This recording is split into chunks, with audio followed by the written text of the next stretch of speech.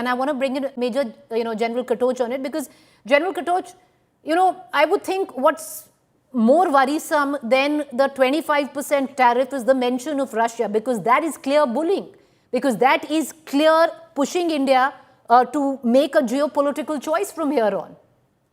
Absolutely. And I think, what Trump is trying to say is, listen, you get out of the Russian camp and you come onto the American camp or the Western camp. What he's not getting is India is not in either camp. I think, many years ago when Indira Gandhi was asked when she went to the United States, how do you lean? And she said, we lean erect. And that time, we didn't even have a strong economy. We were reasonably weak and we were being pressurized. Today, it's a different world. Our foreign policy is a very independent foreign policy, but more importantly, there is that element of pride in it. We will do what we have to do, what is in our national interest. We have certain interests with the United States which converge as far as the Indo-Pacific is concerned. And they are very, very strong convergences. But as soon as we get onto the Eurasian landmass, there's a divergence of interest in many cases, like you see in Afghanistan or Iran or elsewhere. There is a complete divergence of interest. So we will play the game the way we see it. India is not going to get into the American camp. India is certainly not going to get into the Russian camp or to any other camp. India is very, very firm in the Indian camp.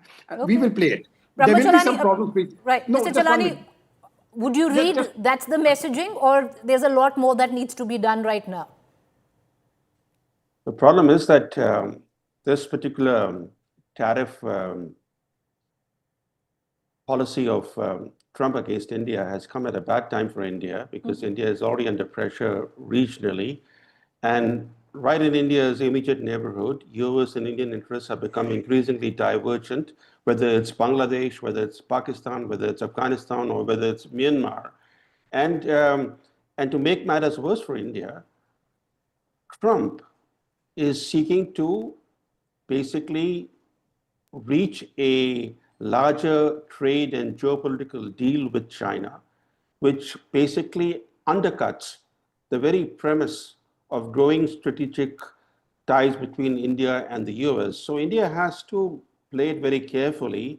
India has to maintain its cool. India has to focus on reaching a deal through quiet negotiations, without getting into an open spat with the US, especially with Trump. And therefore, what we need to do is to make it very clear that we will not reward bad behavior.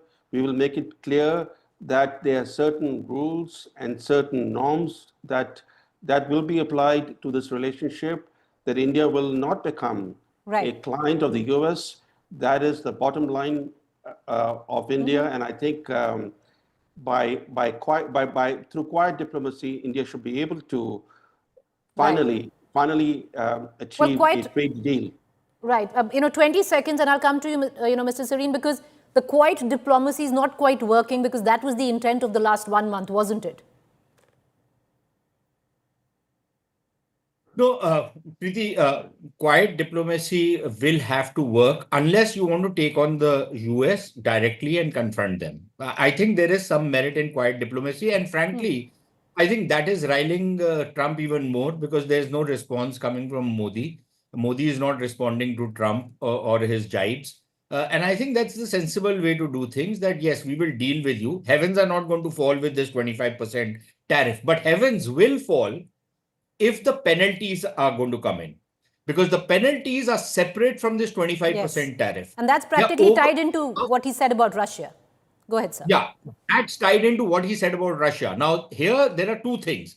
One, if you put, say, 100% tariff over and about the 20, 25, or 35%, I think, which it will become, you are basically killing trade. You are basically saying we don't want to trade with India anymore. That is one part of it. The second part of it is that they include China in that. But that particular law which they are bringing in allows the president to give waivers. Now, we'll wait and see if Trump gives China a waiver because he chickens out. Then we'll know whether our partnership with the Americans on the Indo-Pacific is actually going anywhere, or is actually we are being used as the